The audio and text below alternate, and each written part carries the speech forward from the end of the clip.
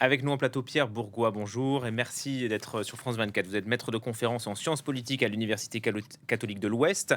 Votre dernier livre, Le néoconservatisme américain, la démocratie pour étendard, paru aux presses universitaires de France. Tim Walz, inconnu du grand public il y a encore quelques semaines, qui se frotte là au gratin démocrate et au grand public. A-t-il réussi son entrée? Il a réussi son entrée, on l'avait déjà observé il y a quelques jours lorsqu'il a été officiellement investi comme colistier. Moi, je trouve qu'il est très bon. Il est très bon, il arrive à parler à une Amérique qui peut-être avait du mal à écouter Kamala Harris. Il arrive à, même avec son sens de l'humour, il arrive à capter peut-être aussi davantage les jeunes. Et je pense que Kamala Harris a fait un très bon choix donc en le choisissant, parce que sur un plan électoral, il arrive à capter un électorat peut-être un peu plus important. Et sur le plan de la forme, on voit que c'est un showman. J'en parlais, il a un sens de l'humour assez particulier. Il arrive avec sa gestuelle, avec sa capacité oratoire, à capter la foule. On l'a vu lors de son intervention, lors de la convention démocrate. Mais depuis plusieurs jours déjà, il est très actif, il se met en avant. Vous l'avez dit, il était plutôt inconnu il y a encore quelques semaines. Et il va directement attaquer le colistier J.D. Vance de Donald Trump. Il propose des débats, il est très actif. Donc clairement, on peut dire que c'est un atout pour Kamala Harris. Mais il incarne quoi finalement? Parce qu'il a beaucoup rappelé ses racines, il vient du Minnesota, plutôt d'une famille pauvre et aimante, bien sûr, ça c'est la formule consacrée. C'est ce qu'il incarne aussi, ce qu'il veut montrer au grand public américain. Alors, il y a tout un storytelling Ouais. évidemment autour de lui, coach, vous l'avez dit. Je pense que oui, il va chercher une Amérique rurale, blanche, et c'est vrai qu'il met en avant que c'est un ancien chasseur. Mais d'un côté, donc il y a toute la vitrine et il y a aussi ce qu'il pense. Et ce qu'il pense, par contre, c'est un progressiste assumé. On peut Mais même plus dire que Kamala Harris. on peut même dire, Ouais. voilà, c'est ce que j'allais dire, on peut même dire qu'il finalement, il va aller chercher plus loin sur l'aile gauche que Mm. Kamala Harris, et Kamala Harris en avait besoin. Elle avait besoin de ça parce qu'elle était relativement marquée bilan Biden, Mm. et c'est vrai que avec ce colistier, on a quelqu'un qui symboliquement incarne cette Amérique un peu oubliée, donc l'Amérique rurale blanche, mais sur le plan idéologique, intellectuel en tout cas, il va clairement sur un terrain qui arrange Kamala Harris, le terrain donc de la gauche, de la gauche progressiste et assumée. Donc c'est un grand écart. C'est un grand écart, en effet. Je pense que, je le redis, hein, je pense que c'est un très bon choix, Mm. de colistier, et on en parlera peut-être en comparaison avec celui de Donald Trump. Oui. Ça fait plus ou moins un mois que Biden a jeté l'éponge et que Kamala Harris, elle, a émergé sur le devant de la scène. Ce qui est étonnant dans cette convention, c'est à quel point les démocrates se sont tous rangés derrière Kamala Harris. Par effet de magie ou parce que c'est les Américains et que ça se passe comme ça là-bas? Je pense que là, on est tous impressionnés, en tout cas, qu'on critique ou qu'on adoube, on est tous impressionnés par la capacité, en effet, d'union de la gauche américaine. C'est assez impressionnant. Pendant ces derniers jours, lors de la convention démocrate, il y avait tout l'establishment démocrate, d'Hillary Clinton à Bill Clinton, en passant par Nancy Pelosi. On a même eu des célébrités, Oprah Winfrey, on l'a vu dans le documentaire. C'est assez impressionnant. Je dois dire que sur le plan de la forme, c'est un événement très réussi. Sur le plan du fond, on peut en débattre parce que finalement, sur l'ensemble des interventions, il y a très peu de fond. Ce sont des attaques personnelles. Toutes les interventions se ressemblent sur le fait qu'on dénonce Donald Trump, un homme qui est une menace pour la démocratie, qui est une menace pour les Américains, qui n'écoute pas les Américains.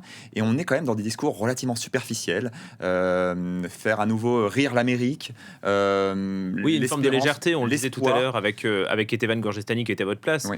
C'est vrai qu'on est loin de la gravité de Joe Biden qui parlait de la défense de la démocratie. Là, il y a quand même un peu plus de légèreté qui se dégage de cette convention. Mais c'est un parti pris volontaire, Oui. parce qu'en fait, il y a une volonté chez Kamala Harris de montrer cette nouvelle dynamique qui est autour d'elle, et donc d'apporter de la joie. Elle le met souvent en avant, joy, cette idée on peut à nouveau, malgré nos différends, on peut à nouveau retrouver le sourire dans une Amérique qui, c'est vrai, il faut le dire, sur le plan intérieur, est soumise à une inflation assez importante, une division très importante du peuple américain.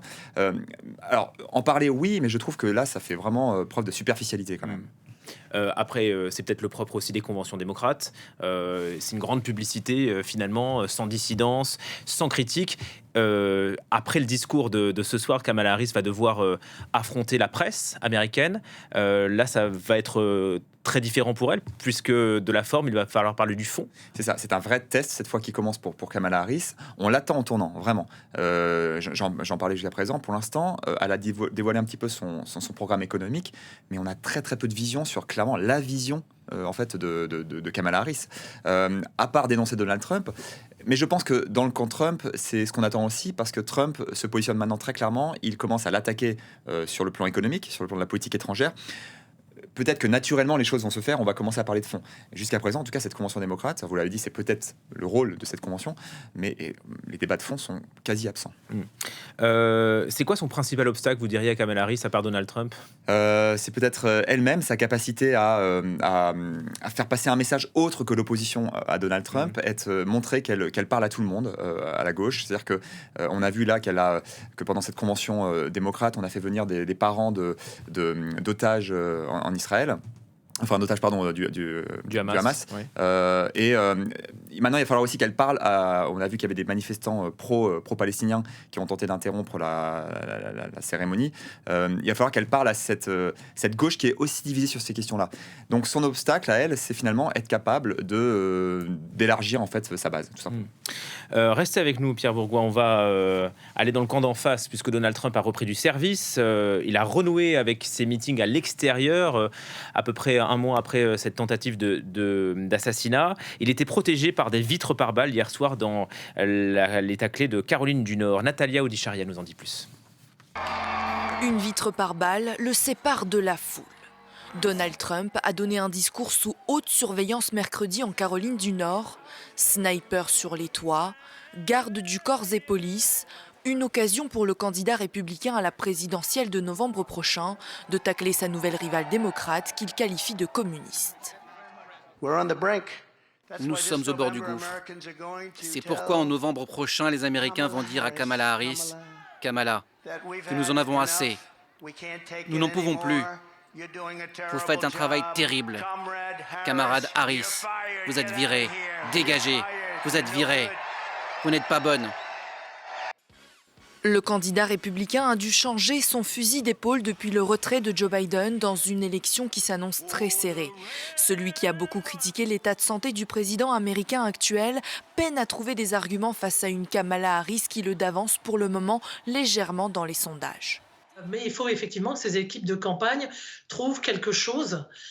Et pour l'instant, on est encore dans le flou de ce côté-là. Il n'y a pas vraiment de dynamique qui émerge. On a le sentiment qu'ils étaient un petit peu trop à l'aise avec l'idée qu'ils feraient une campagne facile et sans douleur face à Joe Biden. Selon les médias américains, il tenterait même de rallier le candidat indépendant Robert Kennedy, qui devrait, lui, se retirer de la campagne et apporter son soutien à Trump en échange d'un portefeuille au sein de son administration en cas de victoire. Voilà le ralliement annoncé de Robert Kennedy qui pourrait à la marge peut-être pas changer la donne, mais aider Trump. Oui, je pense que Trump, en tout cas, va l'utiliser tel quel, mais l'électorat de Robert Kennedy est assez difficilement cernable, en fait. Même Kennedy lui-même, le personnage Kennedy est assez difficilement identifiable. On verra, mais donc c'est annoncé pour vendredi en Arizona.